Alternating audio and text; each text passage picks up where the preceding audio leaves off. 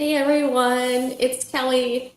I had to move my computer completely sideways because there was a giant sunbeam coming through my skylight here and my face. I was completely blinded. So I hope this will work. And I'm going to have to keep moving see, it's right there. See right there? Yep. Oh boy. So last week we had puppies crawling all over me and wanting attention. And this week we've got sunbeams and construction happening next door. So you never know what you're going to get on these Lupus Lives with me. It's always something, isn't it? But I'm going to do my best to stay focused and to lean into today's conversation. I'm very excited to be here with you today. It is Monday and it is the 19th of May. Can you even believe that? Also, I want to make sure to encourage you all to share this on your personal Facebook page so that people can get connected to community and support and resources that are curated for someone who is newly diagnosed or someone who is a lupus veteran. On morethanlupus.com, we have about 150 blogs that are tailored to help patients live their best lives with lupus. So we highly encourage you to check those out. So anyways, let's get going here. Hopefully we have a good crowd of people joining us today. Hello, Facebook Lupus Live Support Chat. Welcome. As people start to log in, as I mentioned, do not forget to share this on your personal Facebook page. Oop, I still have my old banner from last week. Didn't mean to do that. Whoopsies. It is Lupus Awareness Month. Can you even believe it? And it's so exciting. It is May 19th, which means we are 3 weeks in to Lupus Awareness Month. And I'm so excited for all the things that we've been presenting here at More Than Lupus. We have a very robust social media campaign. We've got infographics going out every single day. We've had events as we continue to shine a light on a disease that impacts so many people in the US and worldwide. Our hope is to continue to provide support and resources to the lupus community near and far and their caregivers, while pushing for more awareness and research in our medical institutions, in our government, and beyond. So we had our dance for a cause. Let me tell you, I'm still tired. This Friday was a whirlwind, and this weekend was crazy busy. So yes, I'm very tired and very fuzzy this morning. But our Dance for a Cause event on Friday night, it was a fundraising and awareness night, and it was at the Edge Family Fitness outside of Portland here in Wilsonville. What a fun night. We had a great group of people. We raised over $650, which was amazing. Thank you to all of the instructors who gave of their time and their talents. Especially a huge thanks to the Edge Family Fitness in Wilsonville for allowing us to use their space. And of course, to all that came out and danced and had a great time, and then those who donated as well. Congratulations to Renee. She was our raffle winner. It was such a great time. I love doing things where people who love to work out and to dance and to move their body get so into it. And we were laughing and we were, some of us knew some songs better than others, and it was okay. We all were just having a good time. So it was a blast. And so that was Friday night. And then Saturday morning was supposed to be our Take a Loop for Lupus. And due, unfortunately, to the rainy weather, and it was cold and it was muddy, we had to cancel our Take a Loop for Lupus walk at Peninsula Park in North Portland. We have members in our group who have mobility issues, who have mobility aids. It can get really muddy at that park and slippery. And it's not a paved way that we're on, it's gravel. So I just felt it was in the best interest to keep everyone safe and healthy. I didn't want anybody getting sick or tripping or slipping. So we canceled it. However, you can still donate to our fundraising goals.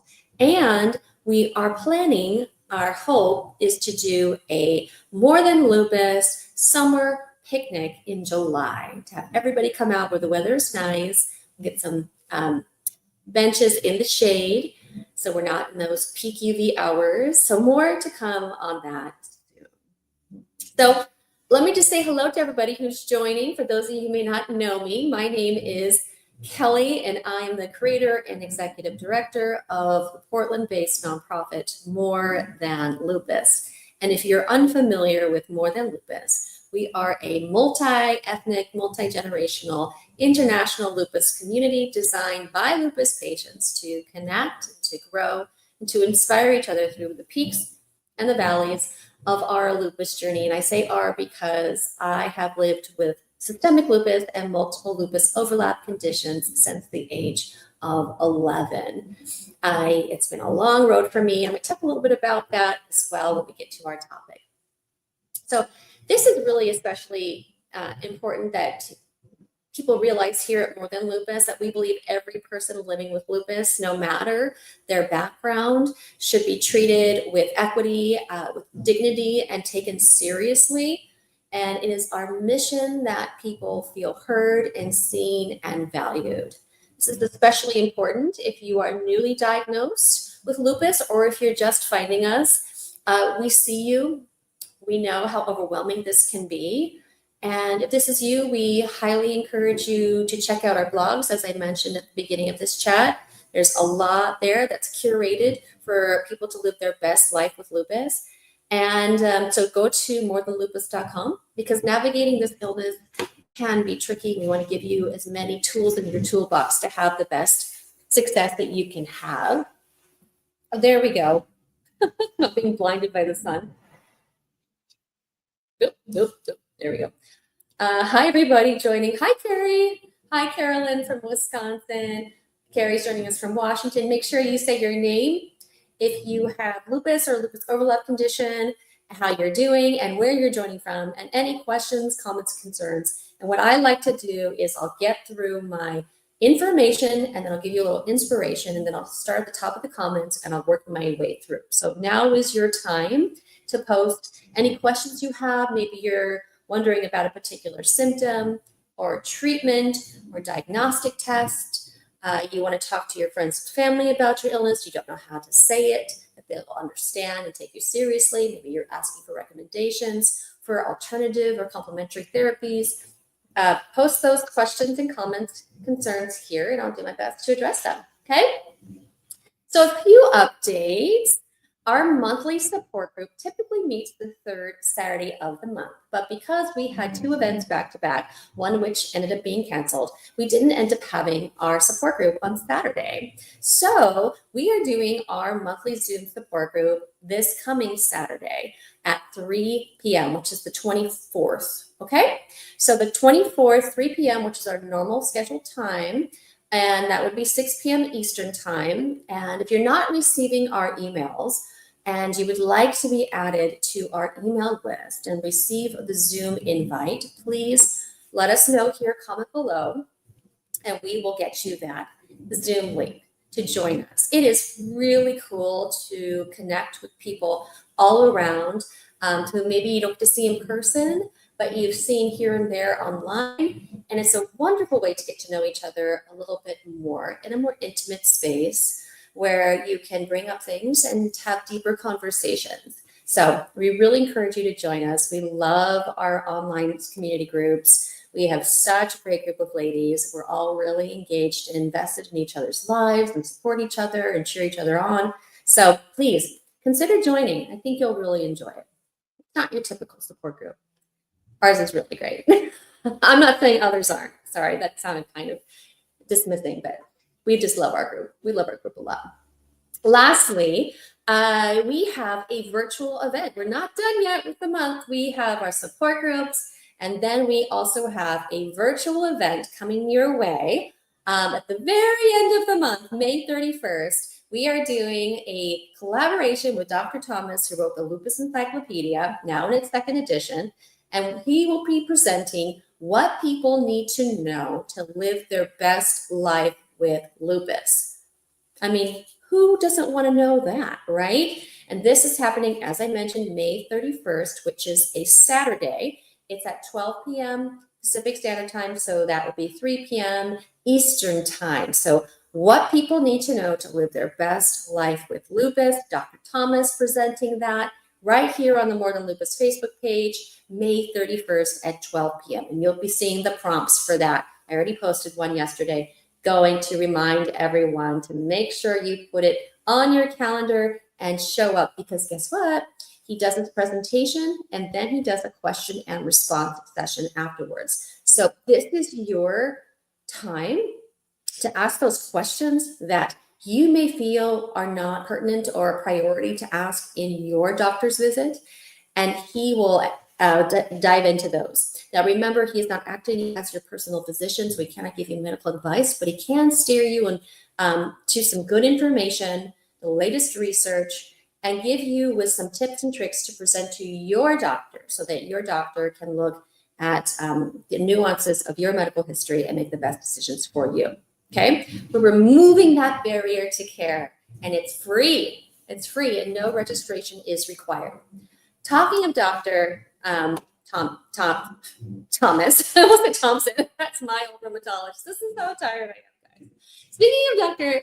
Thomas, we have all of his last symposiums up on our website and on our YouTube.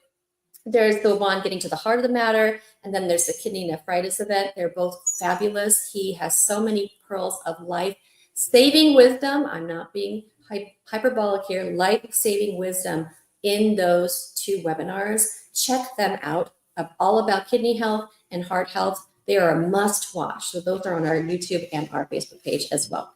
So before I go any further, let me give a brief disclaimer, since I tend to get ahead of myself and get fuzzy, and I'm very tired and fuzzy this morning. Lupus fog, hello, it's a real thing. So I'm going to do the disclaimer, and then I'm going to get into today's topic. All right? And keep sharing this, guys. I am, just so you know, I am picking people and drawing people from hats who are sharing this, and write shared in the comments. And then at the end of the month, I will be mailing out little prize bags. I decided to do it all at once. So if you won the first week, I know who you are. It's coming at the end of the month. Same thing. Anybody else who wins, I'll be drawing, and they will get prizes at the end of the month. Okay? Shipped.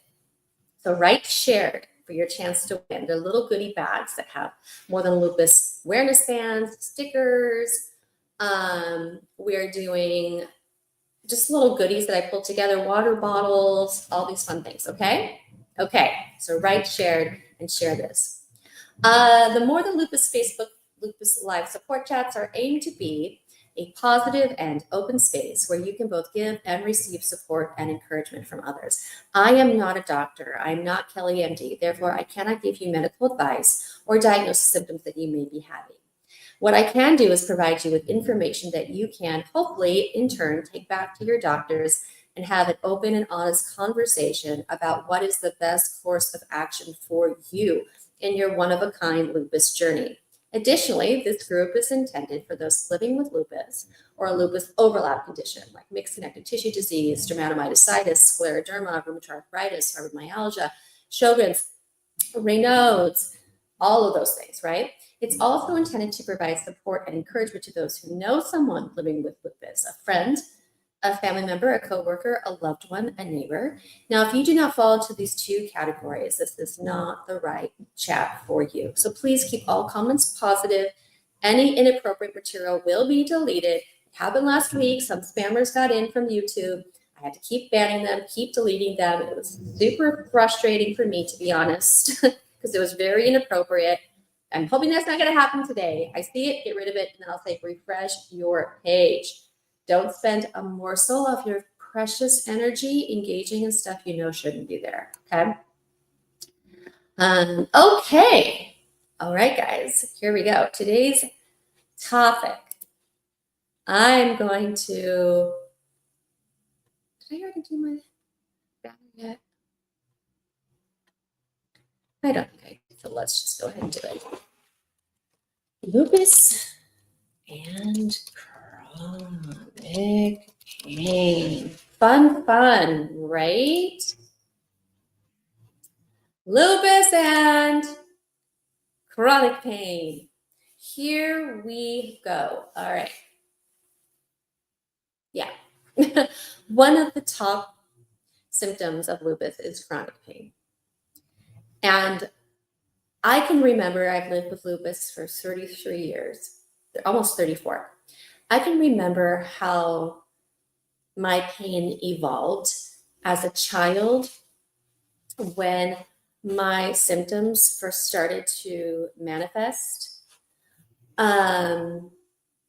I did do the drawing last week, Carrie. I just didn't share it. I'm sorry. But yeah, I can remember when I first had these symptoms coming out, and I can remember how my pain evolved as a child when my symptoms started to manifest. And first, it was pain, terrible pain that started in my knees.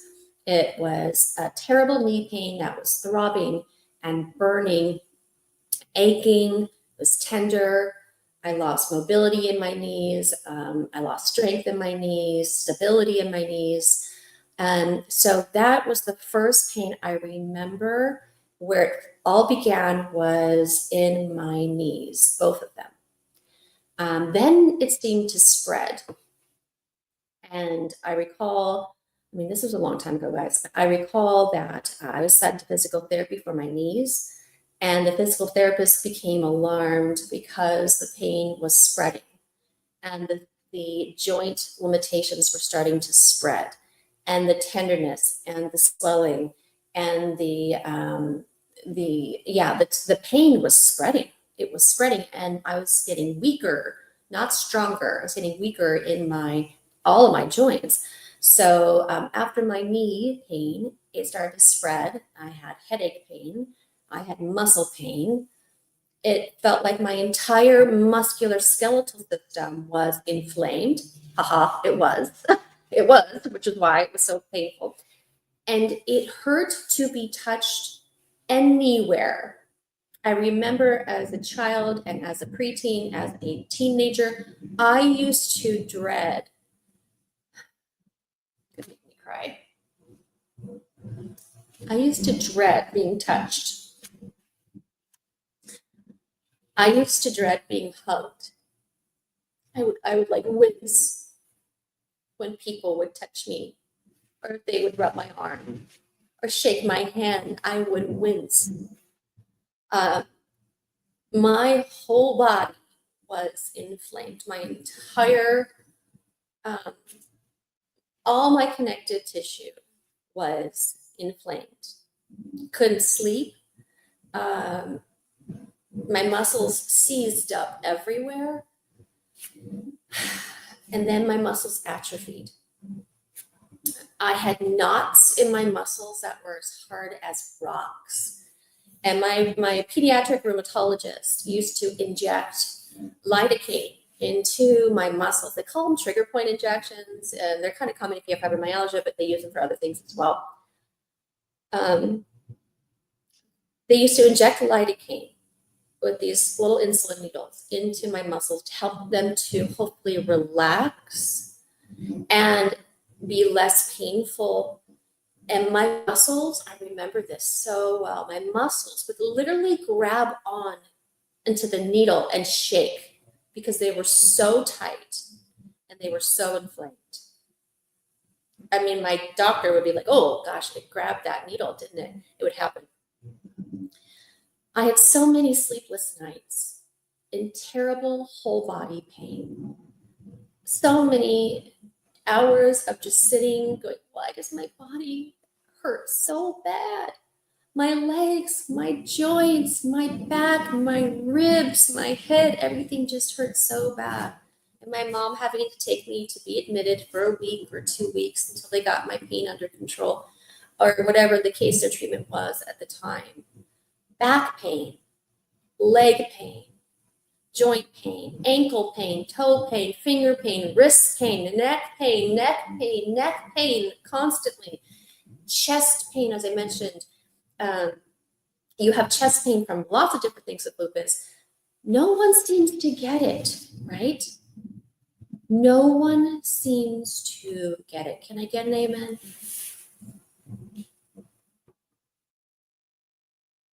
say, I am tired and I'm in pain,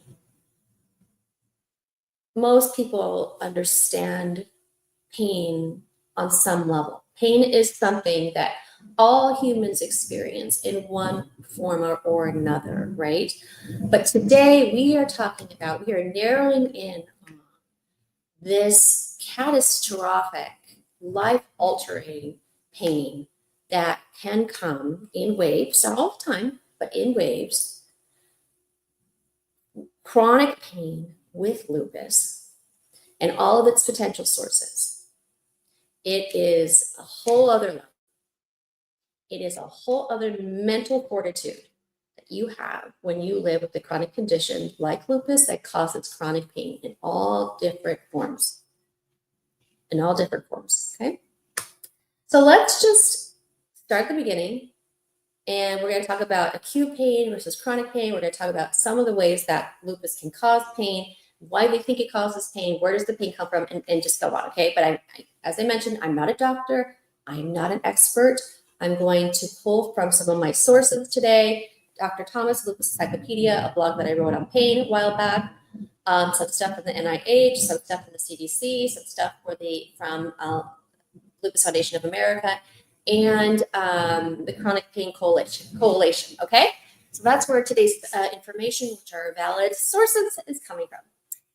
Pain, let's just say it. Pain is not always a bad thing, right? Because pain is the body's warning signal that something is not right.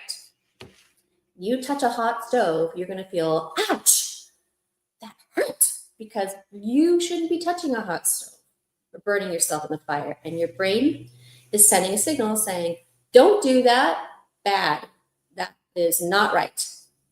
Same thing with you fall and you twist your ankle, you break a bone. My poor sister-in-law is dealing with a knee injury right now. Ow, something's not right. It feels different. This is not status quo, right? Pain is the body's warning signal. Bing, bing, bing, bing, bing, that something is not right. So when that happens, when painful symptoms come out and arise, patients hopefully work with their healthcare team to try and figure this out together, to identify and address the underlying cause of the pain, right? And typically pain is considered chronic, not acute, chronic when it persists for more than 6 months. That's kind of the little milestone marker there. If it's more than 6 months, it is considered chronic pain, not acute pain. But for some patients, chronic pain can last for years or even, as you know, a lifetime in varying levels of severity. There are many, many, many possible causes for long-term pain, including injuries to your nervous system, to certain nerves, injury or damage to your joints, to your tissues, other underlying disorders and diseases, overlapping conditions with lupus like fibromyalgia and arthritis, degenerative, rheumatic, inflammatory, or otherwise, osteo. So the type of pain experienced can be as varied as the reasons behind it. And pain can vary in sensation too, right?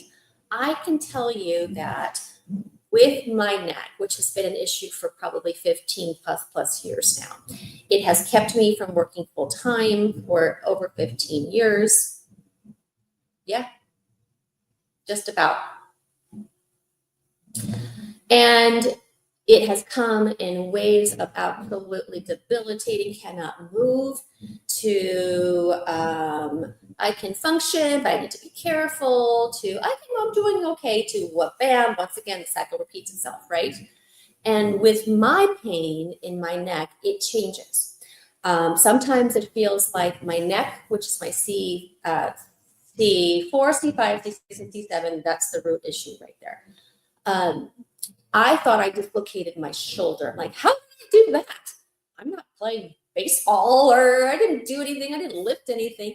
I thought I dislocated my shoulder. It hurt so bad. My shoulder was throbbing and the pain was pulsating down my arm, into my elbow, into my fingers. I was losing feeling in my arm and I was like, rip my arm out of its socket. Someone just take the arm off. That was how painful it was. That was not my shoulder. That was my arthritis in my neck. And the bone spurs in my neck, and the bulging disc because of the arthritis and stenosis in my neck that were pushing on my nerves. And the nerves were causing referred pain down my shoulder. Okay. It also, my pain can feel like stabbing pain. It can also feel like burning pain. It can also feel like pins and needles. And now I have a burning, almost like numbness feeling. And that is where this has gone, where I feel numbness burning here, all the way up here, across my chest, down my shoulder, and into my hand. You can lose temperature. My pain has changed, and you may feel like that as well with your lupus and various parts of your body that are impacted by your lupus. Also, varying levels of nerve damage and tissue damage can cause different sensations of pain. Yeah. Sensations of pain with lupus can occur anywhere in the body, unfortunately. We have an inflammatory connective tissue disorder where our immune system attacks our healthy connective tissue by mistake. And when that happens, it causes inflammation. And inflammation can sit anywhere. It can sit on your muscles, on your joints, on your fascia, on your nerves, on your organs. And the inflammation, and we're going to get more into that, is the key to the pain, isn't it? Yes, yes. It's part of the puzzle, but it's a big piece, a big piece. Over time, pain can be, and you may see, it can be mild to severe. It can be intermittent. It can be continuous. It can be distracting, or it can be disabling. Many people are on permanent disability because their pain is so debilitating that they cannot work full time. They cannot sit at a desk for 8 to 10 hours a day. They can't do the tasks that are needed with their skill set to work full time because of their pain. And over time, chronic pain can even become a disease in and of itself that you have to manage, creating measurable changes, measurable decline in the body and the way that you function and what you are able to do. It can deeply impact a person's physical and mental health, and dare I say spiritual as well. Yeah. I've had a few times of what we'd call in the spiritual realm, dark nights of the soul, where I was like, how would the God I love treat me like this and allow this to happen to me, to be in so much pain? And if that's where you're at right now, I just want to say, God, if you believe in a higher power, if you call them God, Jesus, whatever you identify with, if you do, I believe the creator of the universe and the cosmos can handle those big questions. I really, truly do. Because the pain that we feel with lupus feels otherworldly sometimes. I've had times where I've been in so much pain, I felt like I was literally floating above my body. And I'm sure you probably have had those moments as well. Each person, though, is so unique, right? And that is why, even with lupus, it can be challenging to manage pain effectively. And not every doctor is okay with pain medication. And that's a whole other conversation too, because there's a lot of shame wrapped up into taking pain medication, because in America, they introduced opioids without a ton of regulations, and then they overcorrected, in my opinion.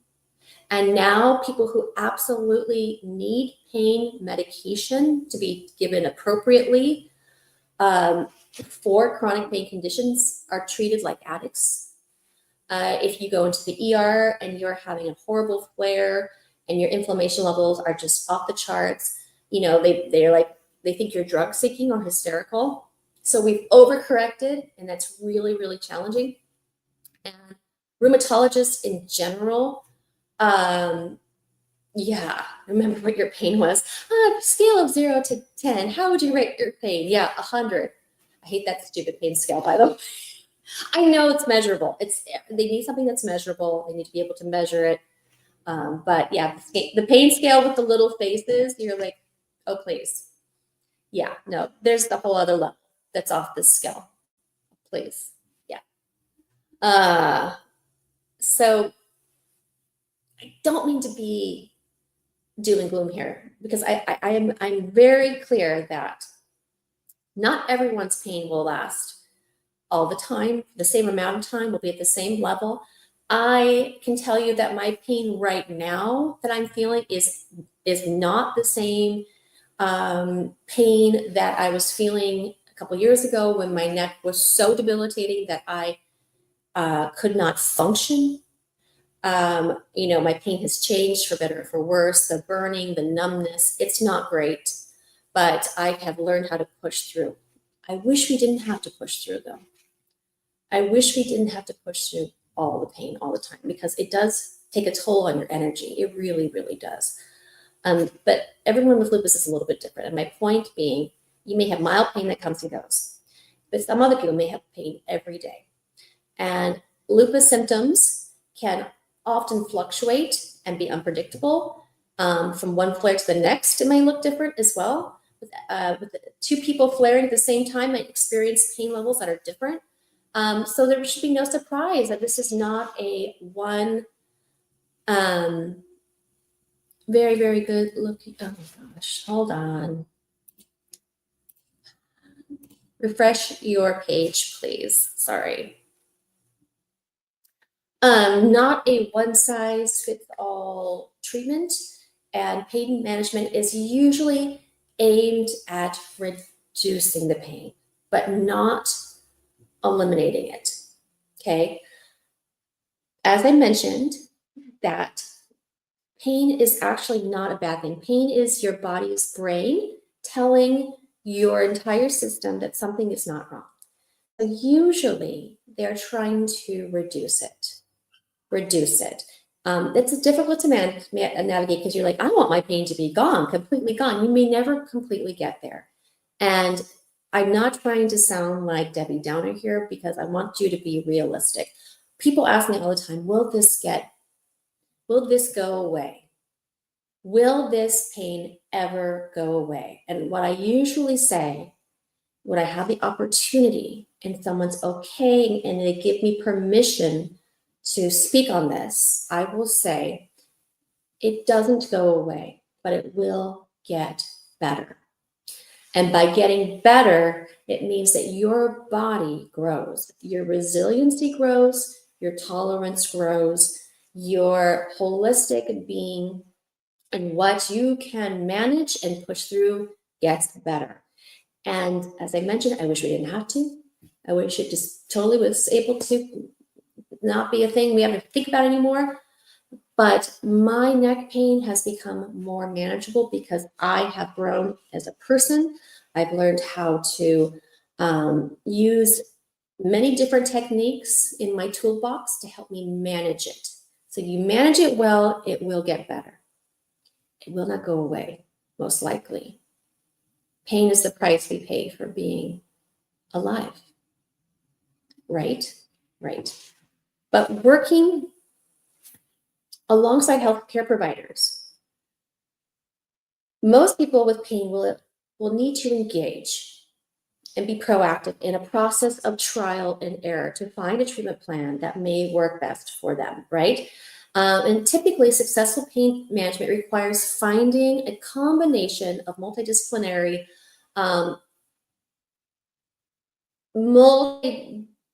diverse therapies that reduce pain enough to improve your quality of life and increase function. That is the goal, right? That is the goal. This is a great quote right here. I'm going to post. This is from Dr. Stephen Griffin, and we did a pain clinic with him a few years ago. And he has a chapter on stopping the fight. And what he's trying to kind of,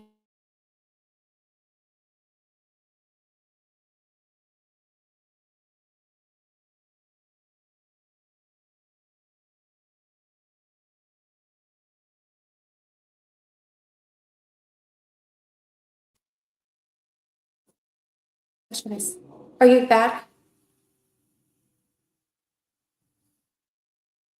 I just lost signal. Are you back? Can you hear me? Guys, you back? I don't know what just happened. I'm frozen, still frozen? Is it back? Am I moving? Oh, let's keep moving here. So he says, one important suggestion I have for anyone living with chronic pain is to stop making pain your enemy. Your enemy. It is really hard to not think of pain as the bad guy and to think of your lupus as the bad guy. But it is a part of you. Pain is doing its job. Your brain is doing its job. It's saying something is not right. So the message is to, instead of being like, I hate this pain, I hate you, it's back. The frozen, I'm frozen again? Or is it okay? Am I still frozen? Looks okay on my end. Okay, I'll just keep going.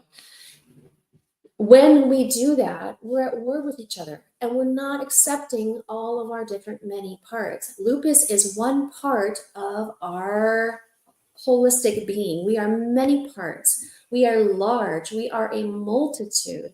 And instead of us saying, I am one and the same and I am many different parts, we end up saying, I hate this part of me. And there's so much shame and self loathing. And we reduce ourselves down to all the things that we think are wrong with us, right?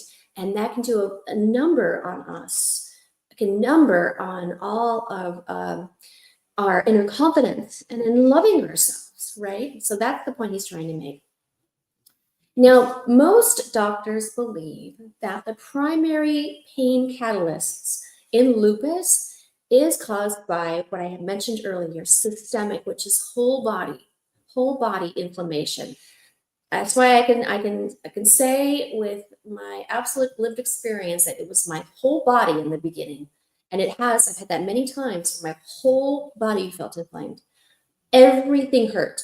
If you ask me, I would tell you my hair and my eyelashes hurt. Everything hurt. And as the Lupus Foundation of America states, lupus causes a robust activation of B cells, which are a type of white blood cells in the immune system. And they produce several types of antibodies, all of which cause tissue damage in different parts of the body. This inflammatory systemic process and the possible tissue involvement and tissue damage associated with lupus causes chronic pain. That's where they believe most pain is from. Additionally, chronic pain can affect, as I mentioned with me, my nerves, the nervous system, resulting in neuroinflammation that causes more pain. Because of neuroinflammation, which is very common with lupus patients, that can alter parts of the brain, that can impact the spinal cord and the central nervous system, it can damage nerves, it can trigger even more localized inflammatory responses like swelling, rashes, tenderness, increased pain sensitivity to touch, different parts of the body that just become inflamed and painful and tender. And I just had a flashback. When I said pain to touch, when I was in the hospital, it was Children's Hospital, Los Angeles. I was so, as I mentioned, I was so sensitive to be touched and to be hugged. And you touched my skin and I would have a red mark. If I put my hand like this on my neck, just touching it, I would have a hand prick. I was so inflamed. My body was so overly sensitive that part of my pain therapy was what they call desensitization. Desensitization. I would desensitize myself. I would take one of their hospital rough towels, and they, for about 5 to 10 minutes, would have me rub the towel. Sometimes they do it to me, where they'd rub the towel on my arms. You know, they do this with some people who have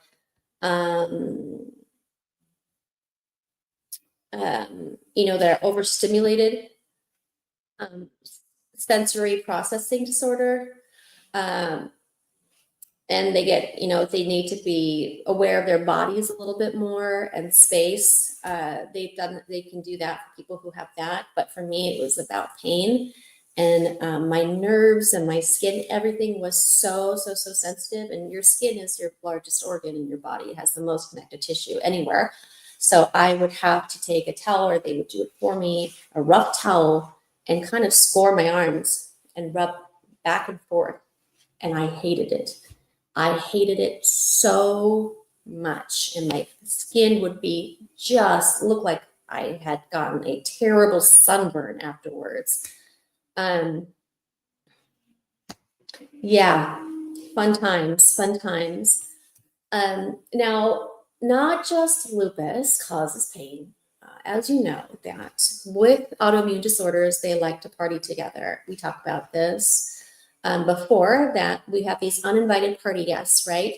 With many autoimmune illnesses, they come with this gift of purchase. So I'm being facetious here. Many people experience an onset of other autoimmune disorders. We call them lupus overlap conditions that include rheumatoid arthritis, fibromyalgia, vasculitis, mixed connective tissue disease, Raynaud's, Sjogren's. So with all of those can cause their own types of pain as well. So you have this compound pain muck, right? And especially with inflammatory autoimmune crossover illnesses like rheumatoid arthritis, that can be exceptionally challenging and painful. Rheumatoid arthritis, which is a chronic inflammatory disorder, can also impact more than your joints. It can affect your skin, your eyes, your lungs, your heart, your blood vessels, and the wear and tear on your joints. If you have osteoarthritis, you can have normal wear and tear, but then you have rheumatoid arthritis that has inflammation and causes tissue damage from the inflammation, the lining of your joints. That causes painful swelling that can result in bone inflammation, bone deformity, bone breaks, pinching, crushing of your nerves in there as well. Can, as I mentioned, affect different parts of your body. And the things that we use to treat rheumatoid arthritis and types of arthritis, they're really heavy-duty medications, similar to what we use to treat lupus. A lot of them are things to lower that overactive immune response, like methotrexate, Enbrel. We have lots of non-steroidal anti-inflammatories. However, most people end up on steroids at some point, including myself. So you have to do medications, physical therapy, but severe rheumatoid arthritis can cause physical disabilities. With lupus, the arthritis tends to settle in the smaller joints, the fingers, the wrists, the ankles, the knees. And how debilitating is that? Because what do? Everything you do is with your fingers and your hands, right? Standing, moving, sitting, grasping, bending down, tearing something open, turning something, holding a cup. I mean, I've dropped cups because of weakness and also loss of feeling in my hands and loss of my thumb. And it's really painful. And doing little treatments for your smaller joints. Have you ever had a steroid injection into your thumb joint or your finger or your wrist? it hurts like a Dickens. So yeah, we've got osteoarthritis, different types of inflammatory arthritis, rheumatoid arthritis, and some doctors prefer to call the arthritis that presents with lupus, which is a combination, yeah? So that causes a lot of pain. I mentioned this earlier. Another lupus overlap illness that's pretty common, around 50%, is fibromyalgia. And fibromyalgia, they've started to kind of peel back the layers a little bit more and more. This is categorized as a widespread musculoskeletal pain where your body's signals, your synapses and your neurotransmitters are sending through your brain abnormal pain signals to your body. They do feel, though, there is an autoimmune layer there, and they're putting in a lot of research to figure out if it is indeed an autoimmune illness, which makes sense that so many people with lupus have it because these illnesses like to party together. The pain associated with fibromyalgia is no joke. And I really get feisty when people start to make fun of fibromyalgia or, they say it's not a real illness. Because it doesn't just cause pain. Fibromyalgia causes horrible sleep issues, memory issues, mood issues, headaches, TMJ, all these different things. And all of those can make your pain worse. It amplifies painful sensations. So there's no cure for fibromyalgia. And there are a few medications that are out there to help control the symptoms. Most of them are for those overactive nerve pain signals like Lyrica and gabapentin. And how do you feel about those medicines? I just kind of want to know because they're not my favorite. They work well for some people, but I've tried and just been like, no, not my deal. Another painful condition that is a lupus crossover, lupus overlap, autoimmune connective tissue disorder is called mixed connective tissue disease. And this is very similar to lupus. You look at it under a microscope, you'll be able to tell the difference. You look at some of the antibodies, you'll be able to tell the difference. But like primary lupus, scleroderma, and mixed connective tissue disease are all very similar. It can cause painful inflammation in your connective tissue.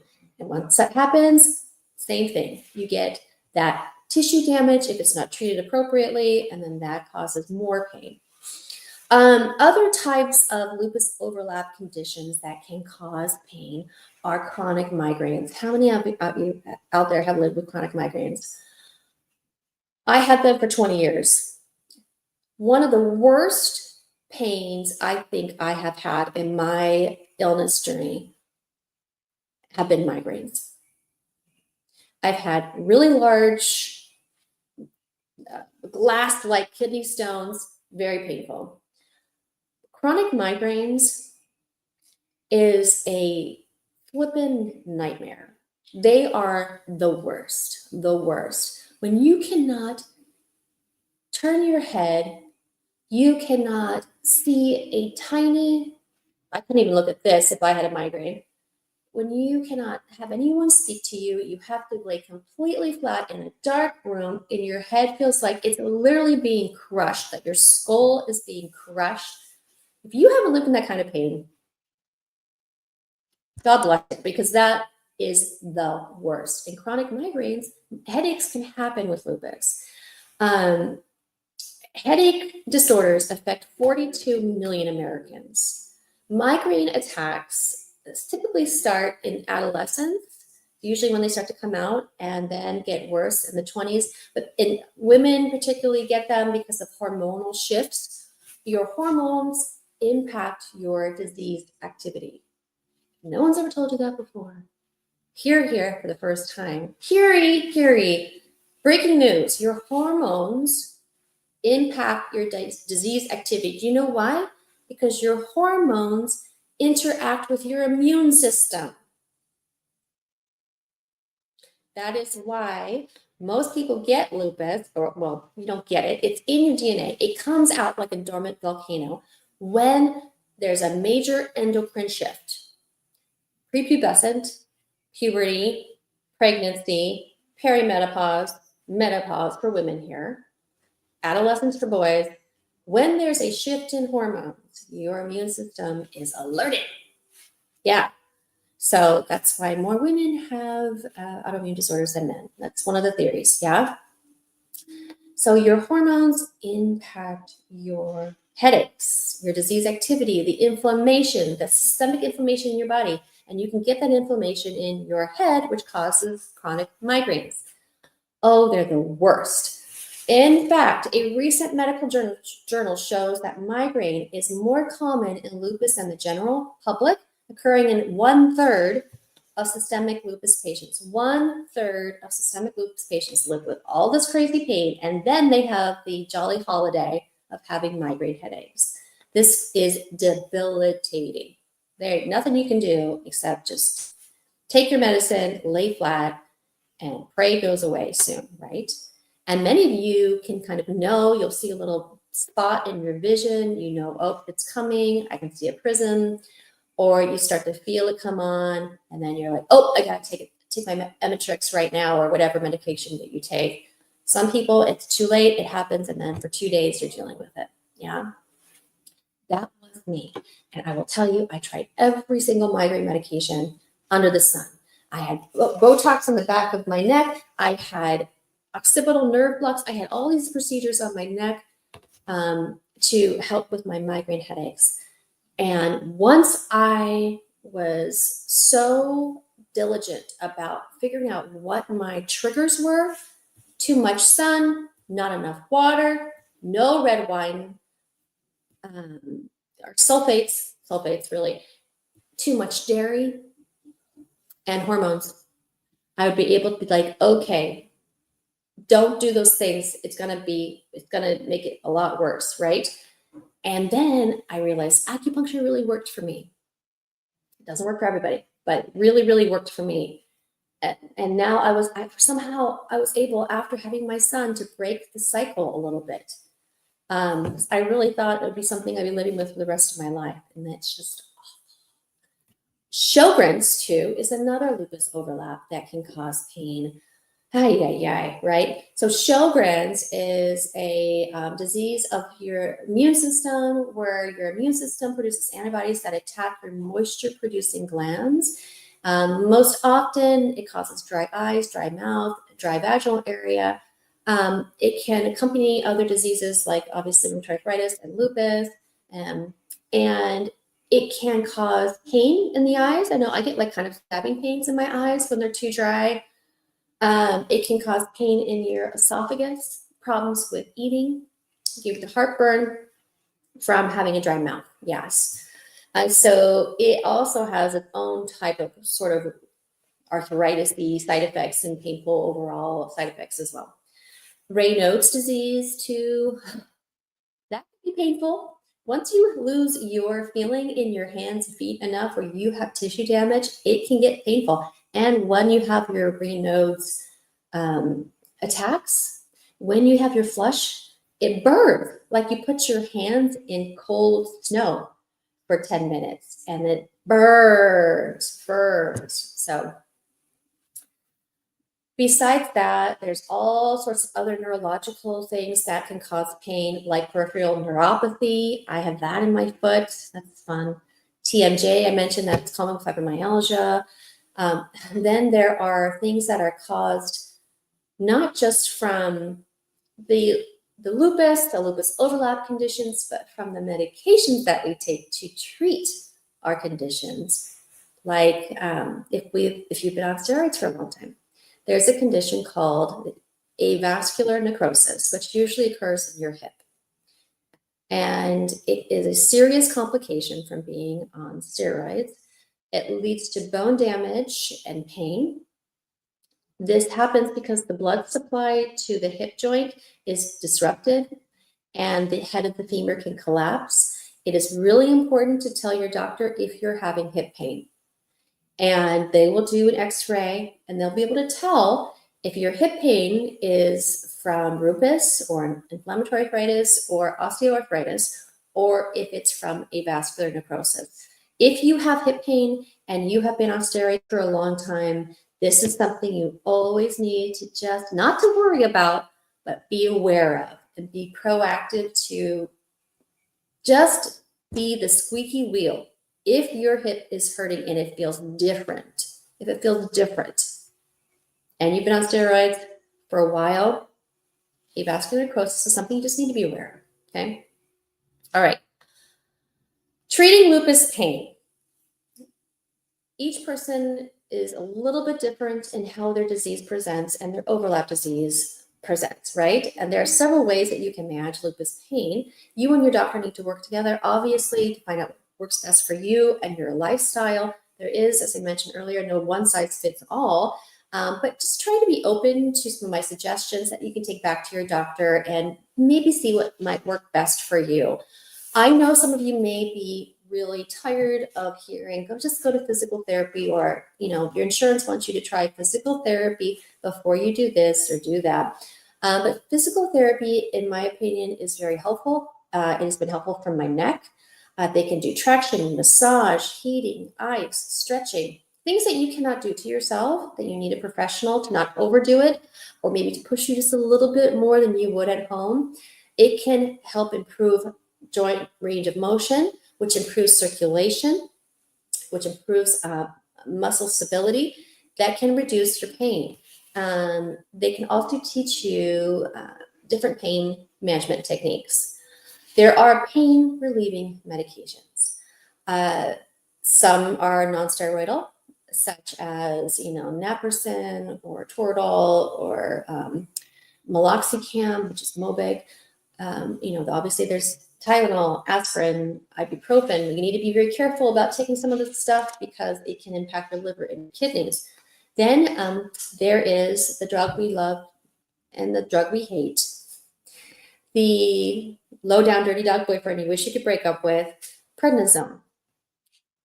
I will say though, my low down dirty dog boyfriend, I will give them props for one thing. If I was on 20 milligrams, even 40 milligrams of steroids right now, I would feel pretty darn good. And when my pain level is just off the charts, if I go on a higher dose of steroids, just, say 60 down to 40, now they're learning you don't even have to go up to 60. Dr. Thomas is saying that they've learned that you can go to 40 to 20, and they're learning it's just as effective as 60. Yes. So even 20, if I go up to 20 for a little while, I know I'm going to feel better. And it's like sweet relief because it's the most fast acting medication we have that lowers inflammation. And what is causing the pain? Inflammation for most of us, right? So it can help. So there are muscle relaxers too. I take Flexeril almost every night because I have this situation and my muscles, they get these knots that are hard as rocks. And if I don't, then I'll be a hot mess. I know I have to take it in order to function. It is what it is.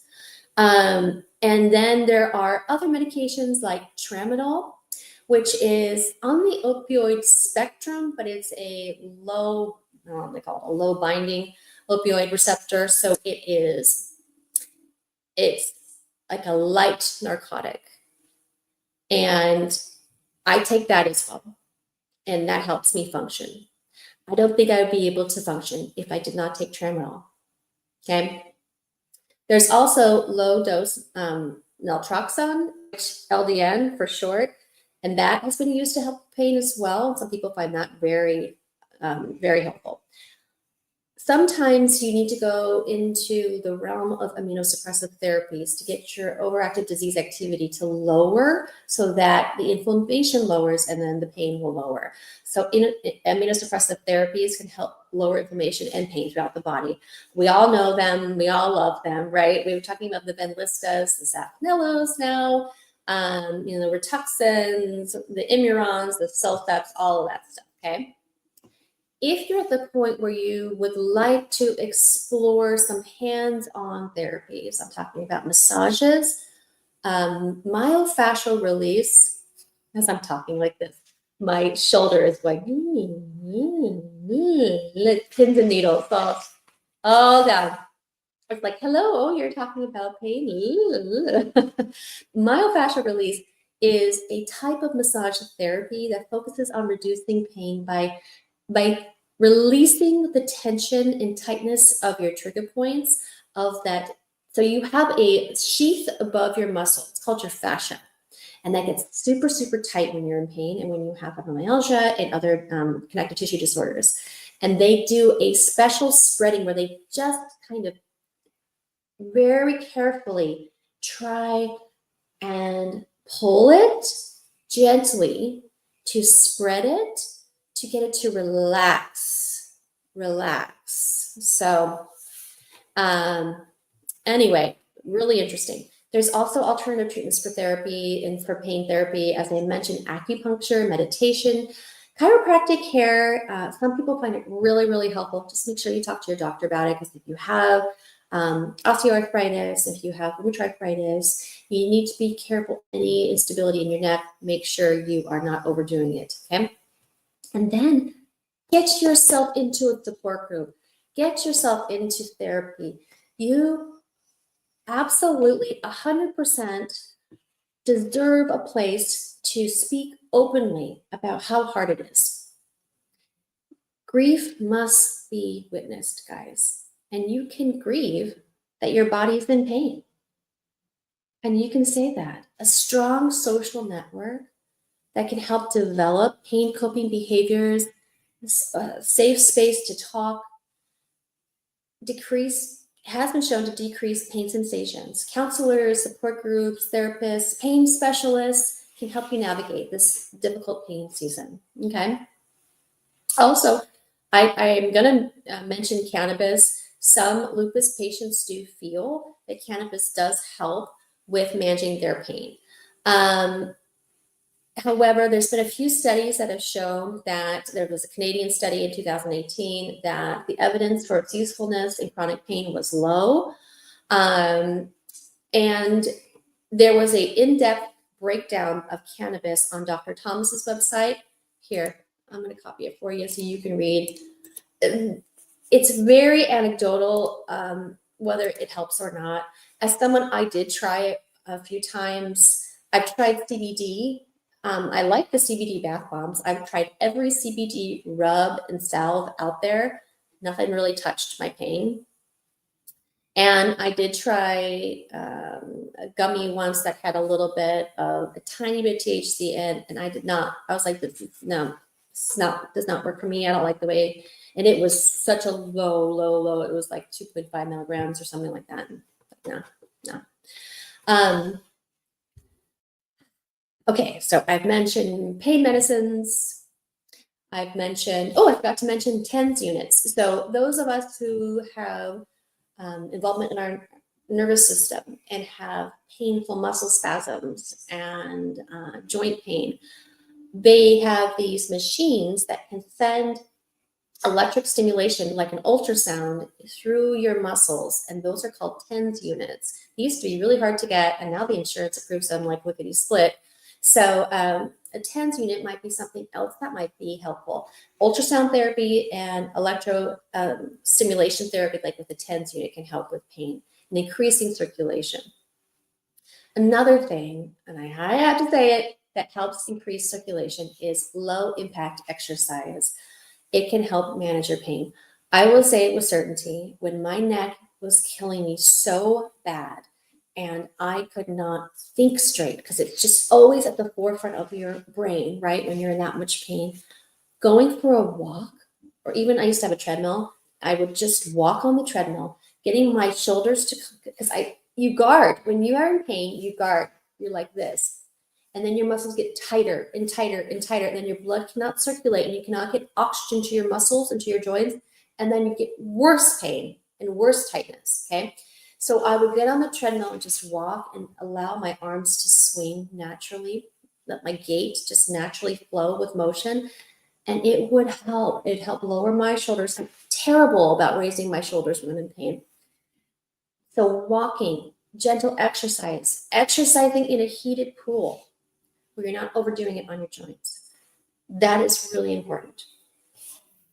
Also, getting enough rest. It's super important to figure out what you need to do. And maybe that means taking a muscle relaxant or some sort of sleep medication. Talk to your rheumatologist about that to get enough sleep. Your sleep hygiene is one of the most important things that you can do, not just for your pain, but for your overall health. You have to get into a routine of doing the same thing every night. I know it sounds silly and it sounds so like, duh. No, once you start doing things like falling asleep on the couch every night, like my husband does, or getting up and falling asleep and getting up and falling asleep, or eating too late at night, or on your phone in your bed, or, having the lights on in a room, not having the lights on in a room. If you stick to, I do the same. My sleep hygiene has improved. I have a dark room. I have my humidifier on for my dry mouth and my dry eyes for my children's. I listen to sleep sounds, which is like a nature channel. And I make sure the room is cool and dark. And I do not look at my phone in my bed for the most part. Put it on the charger. It has really helped me. It has helped, and reducing stress too. So, it is a lot. Okay, I know I've already gone past time here, and I haven't even done the quote. It is a lot, and lupus chronic pain can most of the time be managed at home. However, there are times where you need extra help, and you may need to go to the ER or go to an urgent doctor appointment. Things like severe stomach pain, severe chest pain, fever over 102, major swelling in your arms and legs, if you have any sort of seizure or rapid change in mood, if you're confused, any excessive bleeding or bruising, any major shortness of breath, or a combination of all these things, you need to have someone take you to the doctor, okay? It is important to know that sometimes you need that extra help, and sometimes you need to go to the emergency room with your pain. Most of the time, though, it can be managed at home if you try different things and talk to your doctor about what may work best for you. Lupus, guys, it's called spade a spade, is a painful condition. It impacts many parts of your body. And I'm here with you because I have had it for a very long time. And there's not a day that I do not feel pain from my illness. But it has improved with my cognition, with my awareness of my body and what works, what doesn't work, what I can do to help myself out, to set myself up for success. Pain can occur throughout the body, and it can make it hard to enjoy certain things. And hopefully there are things that are going to work out for you, and be honest with your healthcare team about how you're feeling and what treatments work well for you and what don't work well for you. If you don't like Lyrica, if you don't like gabapentin like me, you don't have to take it. They may say, oh, you should try it again, or maybe you don't have to. There are other things that are out there, and just be your own advocate. And lastly, if there are times when you have to take pain medication, there is no shame in that. Do what works best for you, what is safe for you, and what gives you the best quality of life. Okay? All right, guys. It is 12:09. I'm going to read from Finding Meaning, which is a beautiful book on grief. This is a great book to give someone who's lost someone, but it's also a book about grief in general, whether you're grieving a loss of what you thought your body was capable of, a loss of a relationship, a loss of a job, career, a child. There's lots of ways to experience grief in life. This is a wonderful book, Finding Meaning. David Kessler, he was the one with Elizabeth Kubler-Ross. He was her protege that developed the 5 stages of grief. And this Finding Meaning is what he calls the 6th stage of grief. It's a beautiful book. But this is on page 200, and I had this circled from before. Pain is never the whole story. Pain is never the whole story. We may get lost in it for a while, but there's always something more. I love that. Pain is never the whole story. We may get lost in it for a while, but there's always something more. Guys, I love how you're posting what works for you here. This is fantastic. DHEA. Okay. Thank you for sharing. We've got Carolyn here, Carrie here. I know that I saw Robin here. Sabrina is here. Oh my Goodness. Okay. Well, Sabrina, if you would like to be a part of our monthly support group, will you just private message us your email address and we'll get you added? I did do the drawing, and were you the winner, Carrie? I'm trying to remember. I'm handing everything out at the end of the month just to make it more efficient for me. I know. Gentle hugs, gentle hugs. 24/7 never goes away. I know. I know. Pain is so deep. Yes. Pain not on the scale. Yeah, exactly. Exactly. Oh, muscle cramp pain in both legs and thighs. Yes. Oh, wow. Yeah. Oh my goodness. Disability is a whole thing. It is a whole thing. Robin has some good tips for you. Whole lot. Migraine since childhood. Hi, Cheryl. Good to see you here. Chronic kidney disease. Not eating. Yeah. Oh, wow. You've tried every medication but refused Botox. I did a migraine journal, which helped me figure out some triggers. Thankfully, yep. Same thing with me. Migraine journal. Oh my goodness. Kidneys. Hi, Dawn. Good to have you here. Waiting to hear from your doctor. I sure hope that you can get some help and figure out what's going on. Yes, make sure that if you have pain, really bad pain in your hip, and you haven't had that before and you've been on steroids, just make sure that you're aware of that. Yes. Ulcers. Oh man, Xanaflex. Yes.